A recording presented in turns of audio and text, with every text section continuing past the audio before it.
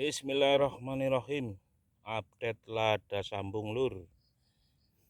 Update lada sambung yang sudah berbuah. Ini lur. Yo sahabat, saudara, pencinta lada. Ini saya update dari Purbalingga, Jawa Tengah. Ini saya mengembangkan lada sambung.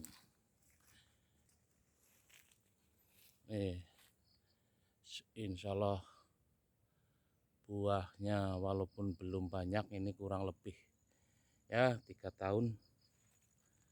Alhamdulillah. Ini lur, alhamdulillah sudah mulai berbuah. Ini lur, alhamdulillah saya sudah sambung semua. Ini update-nya.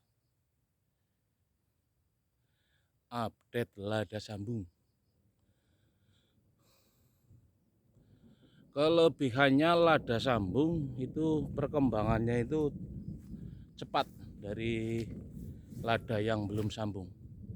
Ini kalau yang tanam harus dipersiapkan tajar yang kuat karena perkembangannya itu lebih cepat.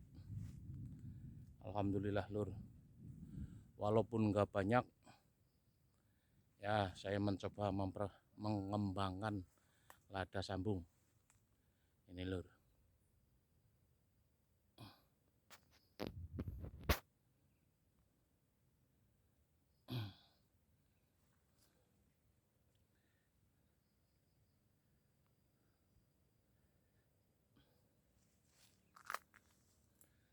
dari Amir Bibit Lada Purbalingga.